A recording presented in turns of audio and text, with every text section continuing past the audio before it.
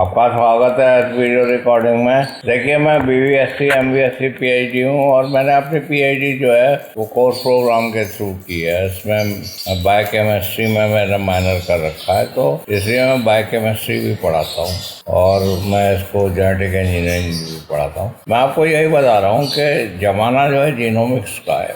हर एक चीज़ में जीन्स घुसते हैं। अगर जिस देश के पास या जिस समाज के पास जीनोमिक एनिमल्स हैं, वो जीनोमिक कुत्तों में भी होते हैं। अगर मान लीजिए उनमें कोई जीनोमिक जो होते हैं, एथलीट में भी आ रहे हैं कि कौन कितना भागता है, तो जीनोमिक का ज़माना आ गया है। जीनोमिक मतलब यही होता है कि जीन्स की एनालिसिस जो है 2003 में होनी थी, तो 2002 में ही हो गई। उसमें कई देश लगे थे।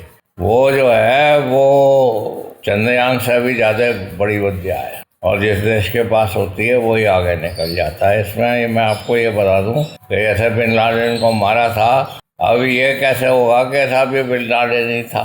तो उन्होंने क्या किया था अमेरिकन ने कि बिन लादेन का बाल रख लिया था, ये पहले ही उसके नाई से चुरा के रख लिया था। तो उसको मारने के बाद उन्होंने उसकी सीक्वेंसिंग की और उसके बाल से मिलाया, तब उसको डिक्लेयर किया कि ये बिन लादेन है। तो ये इसमें दिल्ली में डाइवोर्स भी हो जाते हैं। कोई बच्चा, कोई आदमी कहने लगता है साहब ये मेरा लड़का नहीं है, तो उसमें डाइवोर्स भी होता है। वो मतलब कोर्ट में, मतलब ये बहुत सटीक साइंस है और इसी से ही सारी दुनिया चल रही है। ज़्यादा इसमें जो है PCR का भी बहुत रोल है।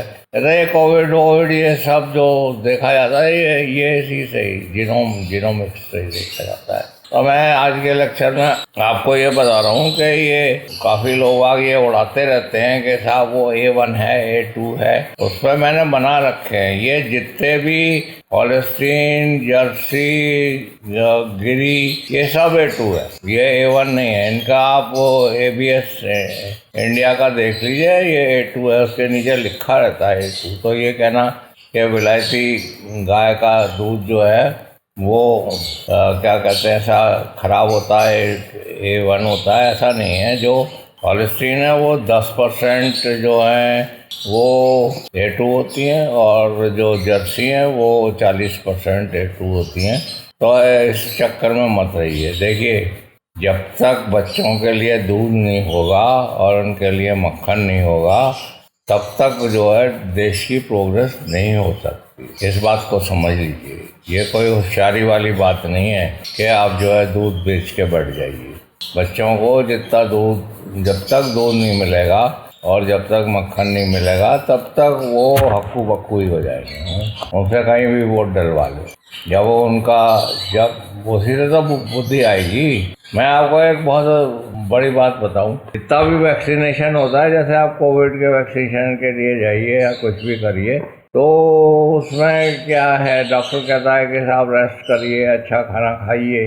अब गरीब आदमी को आपने उसके बच्चों को वैक्सीनेट कर दिया, उसके खाने को मिल नहीं रहा, तो उसका नर्वस सिस्टम ब्रेकडाउन हो जाता है ना। तो वैक्सीनेशन से ऐसा नहीं है कि फ़ायदा ही हो रहा है, वैक्सीनेशन से काफ़ी नुकसान भी होता है। अमेरिका में बहुत से लोग आ गए जो वैक्सीनेशन नहीं कराते, हमारे देश में भी नहीं कराते बहुत से लोग। और से क्योंकि अगर उसमें आपको न्यूट्रिशन ठीक नहीं मिला तो फिर गड़बड़ हो जाएगी। ये जो वेजिटेरियन लोग हैं, हम लोग ज़्यादातर मतलब दूध ही हमारा प्रोटीन सोर्स है, तो इसमें गाय का वो महत्ता बहुत ज़्यादा है। और मैं तो गांव में भी काम किया और मैं प्रोफेसर भी रहा, डायरेक्टर फार्म भी रहा और विदेश में भी रहा। तो मैं आपको यही बता रहा हूँ कि दुग्ध उत्पादन बहुत ज़रूरी है। गांव में हो ये रहा है कि दूध को बेच के 10 लीटर की गाय रख लेते। 10 लीटर की गाय में कोई भला नहीं होना। जब तक आपके पास 20, 30, 40 लीटर की गाय नहीं है, तब तक आपका कोई भला नहीं हुआ। 10 लीटर की गाय में यही है कि आप हमेशा सोचते रहेंगे कि मुझे कहीं 10,000, 15,000 की नौकरी मिल जाए तो मैं अपने चलूँ। हमारे यहाँ बहुत से लोग आ रहे हैं, वो कह रहे हैं साहब हमको 20,000 की नौकरी मिल जाती है। अभी कल एक फार्माकोलॉजी में M.Pharma की आए थे, तो वो बता रहे थे साहब 20,000 से ज़्यादा की नौकरी नहीं मिलती। और हमारे घर पे, हमारे पास 30 बीघा ज़मीन है, तो हम डेयरी खोले। हमने कहा खोल लो, बहुत अच्छी बात है। तो उनसे मैंने यही कहा कि आप जो है सिलेंडर ले लीजिए और पहले सीमेन लीजिए और फिर ये ध्येय बनाइए कि 20 लीटर 30 लीटर वाली गाय रखी है। मेरे पास तो एम्ब्रियो है उसके, ब्राजीलियन गिरी के सेक्स एम्ब्रियो होता है, मैं तो वही रख रहा हूँ। मैं मास्टर हूँ, मैं मास्टर हूँ, मैं डॉक्टर नहीं हूँ। मैं ये लेक्चर जो बनाता हूँ डॉक्टरों के लिए बनाता हूँ, और बहुत सारे ह्यूमन डॉक्टर्स और इंजीनियर्स इसमें जुड़ रहे हैं। वो इस बात को समझ गए हैं कि जब तक दूध नहीं होगा तब तक जो है आगे कोई गाड़ी नहीं चलनी। और आपको डेयरी में, जैसे मेरे पास 2 गाय हैं, वो 20 लीटर से ऊपर देती हैं तो 40 लीटर दूध हो जाता है। मेरा तो सारा घर का खर्चा भी चलता है, दूध बेच भी लेते हैं, सब्जी वब्जी मक्खन वक्खन आटा पाटा सब उसी में से आ जाता है। और नौकर भी खूब पीते हैं, और जो कोई आता है उसे भी पिला देता हूँ। और उनको जो है मैंने इंसेमिनेट भी कर दिया है, एम्ब्रो ट्रांसफ़र कर दिया उसमें। तो ये तो जैसे बीज डाला जाता है वैसे एम्ब्रो डाला जाता है। एम्ब्रो डाल दिया उसमें, 10,000 का एक एम्ब्रो आता है, तो मैंने दोनों गायों को डाल दिया है। और एक गाय 10,000 की और मैं खरीद लाया था, उसमें भी मैंने डाल दिया है। तो देखिए, मतलब आप जो है बैठे बैठे, इसमें ज़्यादा काम नहीं करना पड़ता। 1-2 घंटे सुबह 4 बजे मेरा ग्वाला आ जाता है, और फिर वो जो है 6-7 बजे तक अपने 8-9 बजे तक करके फिर अपने सोता खाता है, जो भी करता है। फिर जो है 5 बजे से फिर 2-3 घंटे कर लेता है।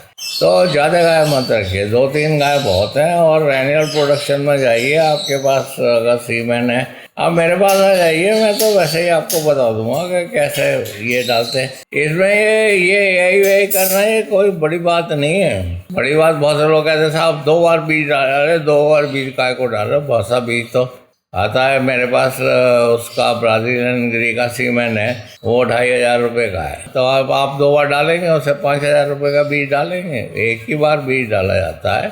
और मैं आपको ये बता दूँ, इंग्लैंड में ऐसा तो वहाँ 10,000 रुपये घंटा लेता है आदमी। लेबर चार्ज जो है 10,000 रुपये घंटा है।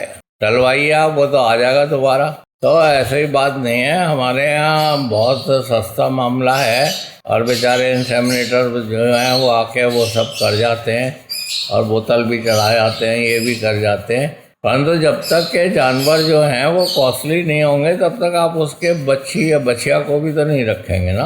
अब साहब ये खिलाइए वो खिलाइए, जो अगर आप वो सब खिलाएंगे पिलाएंगे तो उसका खर्चा 2 साल में 70,000 रुपये आ जाता है। उतने में आप गाय ले आएंगे। तो अगर आपके पास जीनोमिक एनिमल्स हैं तो ठीक है, उसको खिलाना पिलाने का कोई है, नहीं तो भैया दे दो उसको। मेरे पास तो पता थी एक बछिया, मैंने दे दी, जाओ भैया ले जाओ।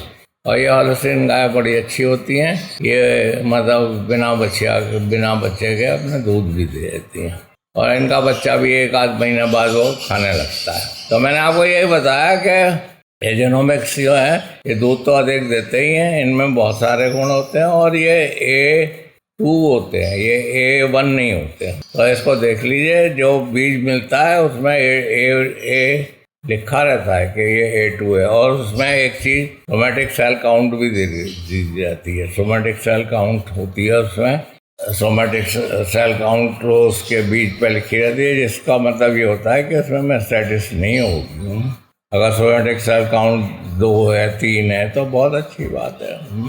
जब तक आपके पास पैसा नहीं है तब तक बुद्धि भी नहीं आती है, तब तक इमेजिनेशन भी नहीं होता है, और होशियार होने से कोई बात नहीं बनती है। आपका जब इमेजिनेशन है तभी आप कुछ कर सकते हैं। आप इमेजिनेशन जब भी करेंगे जब आपको अच्छा रहना, अच्छा खाना, अच्छे लोग मिलेंगे, तभी आपका दिमाग जो है वो नई नई बातों में, क्रिएटिविटी में जाएगा। तो मैं तो 2004 में रिटायर हो गया था, पर अब भी मैं जो हूँ अपने को भगवान समझता हूँ कि मैं वेटरनरी साइंस में आया, तो इसमें सभी आ जाता है। प्लांट साइंस भी आती है, एनिमल साइंस भी आती है, मैं फिजियोलॉजिस्ट हूँ, बायोकेमिस्ट और फिजियोलॉजिस्ट हूँ। तो इसमें मुझको काफ़ी मज़ा आता है, और इसमें एम्ब्रो ट्रांसफ़र करता हूँ। इसमें क्या कहते हैं, ट्रांसजेनिक्स, ये ब्राजीलियन गिरी है। तो यही भविष्य है, ब्राजीलियन गिरी। अब ये लोग कहते हैं सर नौकरी नहीं मिल रही, नौकरी नहीं मिली। नौकरी तो गाय में से मिलेगी। पूरा पंजाब इसका एग्जाम्पल है, नीदरलैंड और वो आपके डेनमार्क, और ये जितना भी है कनाडा पैनाडा, इनने देखिए अंग्रेज़ों ने पता किसको काबू किया। अंग्रेज़ों ने पहले साउथ अफ्रीका आए, वहाँ पे उन्होंने भेड़ें पाली, और उसके बाद जो है वो ऑस्ट्रेलिया गए, वहाँ भेड़ें पाली, और भेड़ों से ही उन्होंने पूरी दुनिया पे कब्जा कर लिया। भेड़ ऐसा जानवर है जो कि ऊन भी देता है, दूध भी देता है, और उसको हाउसिंग की भी ज़रूरत नहीं होती, मीट भी देता है और खाल भी देता है। तो इस बात को समझिए, बिना एनिमल हस्बेंड्री के कोई भी समाज जो है वो प्रोग्रेस नहीं कर सकता। जब आप पे अच्छे कुत्ते, अच्छे गाय, अच्छी भेड़ बकरी ये सब होंगी आपके समाज में, तो आप स्वतः ही मतलब प्रोग्रेस, आपकी बुद्धि खुल जाएगी। तो आजकल गाय जो है 2 लाख रुपए होने लगी, 2 लाख, 1.5 लाख, 1 लाख भैंस 5-5 लाख की मिल रही, 2 लाख की भैंस मिल रही। तो जिनको आप सोचते हैं कि ये जो है धनाढ़ लोग नहीं हैं, ऐसा नहीं है, उनके पास बहुत पैसा होता है। मेरे पास एक बार मैं जानवर खरीदने गया था, तो मेरे पास 10 लाख रुपए थे, तो मैंने वहाँ मजिस्ट्रेट जो था उससे कहा था मेरे 10 लाख रुपए रख लीजिए।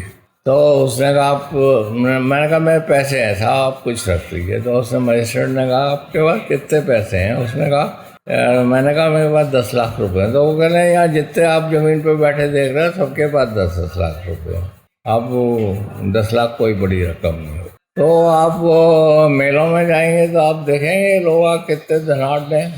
लोग इसी में चक्कर में रहते हैं कि साहब सोना जो है वो 80 हो गया, 80,000, 80,000 की तो आजकल गाय आ रही है, 80,000 की गाय आ रही है। और जिनके पास जो लोग दूध निकाल लेते हैं, और जो लोग जिन पे चारा है, और जो लोग गोबर उठा लेते हैं, वो लोग बहुत रईस हैं। बहुत सी जगह है, जैसे महाराष्ट्र है, राजस्थान है, और आपके ये हरियाणा है, यहाँ पे सब लेडीज करती हैं, चारा भी काट के ले आती हैं, और वो गोबर भी उठाती हैं, दूध भी निकाल लेती हैं। तो खैर अब तो मशीन आ गई, और ऐसी डेयरियाँ भी हैं जिनमें के 50 जानवरों को एक ही आदमी रखता है, सेंसर वेंसर सब कुछ है। तो देख लीजिए, मतलब जब तक आपके पास पैसा नहीं है, तब तक इमेजिनेशन नहीं है। आप मतलब ये सोचते रहेंगे कि मैं ये करूं कि वो करूं। एक चीज़ होती है डिस्ट्रक्टिव क्रिएटिविटी, मतलब आप जब बिगाड़ के बच्चों को पैसा बिगाड़ने दीजिए। अगर फेल भी हो जाते हैं उनसे कहिए भाई और करो दोबारा। वो वेंचर कैपिटल होता है अमेरिका वगैरह में, तो मतलब अगर आपने कुछ काम का आपको गवर्नमेंट ने पैसे दिए, अगर आप फेल हो गए तो आप दोबारा ले लीजिए, उनको करने दीजिए। हो सकता है कि ये नहीं कि साहब लोन लेके खा गए, नहीं, आप 1 बार करिए, 2 बार करिए, 3 बार करिए। अब बहुत से लोग होते हैं वो जिस तरह से आप पैसा लगाते हैं, वो कंसोर्डियम होता है, वहाँ पे मतलब एक तरफ लाला लोग बैठते हैं, एक तरफ साइंटिस्ट बैठते हैं।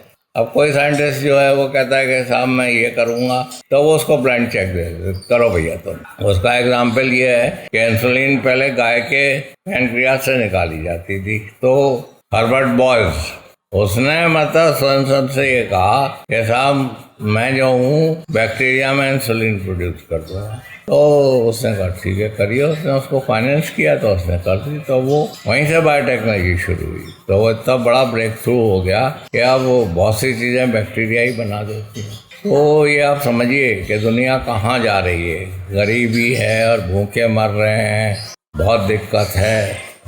ऐसी बात नहीं है। अगर आप जरा भी हिम्मत करते हैं तो आप भविष्य बहुत सुंदर है। थोड़ा सा अरे हमारे यहाँ लोग कहते हैं कि साहब इंग्लैंड में, अमेरिका में ये 300 मिलियन अमेरिकन हैं, तो 300 मिलियन इंडियंस तो अमेरिकन से अच्छी तरह से रहते हैं भाई।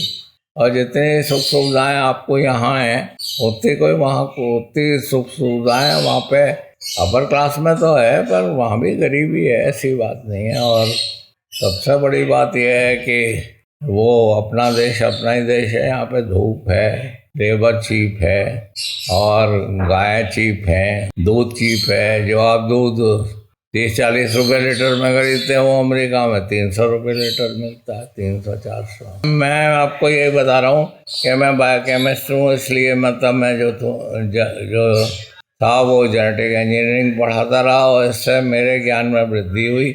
और देखिए ऐसा है कि इसमें ये नहीं है कि साहब इसको वेटनरी वाले करेंगे। जीनोमिक एनिमल्स के प्रोडक्शन में मैं वेटनरियन हूँ, पर वेटनरी का उसमें कोई भी वो नहीं है। जो वेटनरी साइंस होती है वो एनिमल को ट्रीटमेंट करने के लिए होती है, और एनिमल न्यूट्रिशन और एनिमल ब्रीडिंग और एनिमल मैनेजमेंट ये सब अलग अलग होते हैं। तो इन सब के संयोग से ही ये सब प्रोग्रेस होती है। और अब बड़ी अच्छी बात यह है, मेरे पास तो काफ़ी इंजीनियर्स आते हैं, ह्यूमन डॉक्टर्स भी आते हैं, कि बहुत से लोग जो हैं वो असली देसी गाय के दूध में बहुत विश्वास रखते हैं, तो आते हैं बहुत से। ये एम्ब्रो ट्रांसफ़र की वजह से काफ़ी आने लगे हैं, आर्टिफिशियल इंसेमिनेशन तो नहीं, क्योंकि ये बहुत अच्छा इन्वेस्टमेंट है। अगर आपने 10,000 का एक एम्ब्रो ले लिया, एक आपके पास 50 लीटर वाली गाय पैदा हुई, तो आपका बहुत अच्छा इन्वेस्टमेंट हो गया। ठीक है, धन्यवाद, आपने सुना, थैंक यू।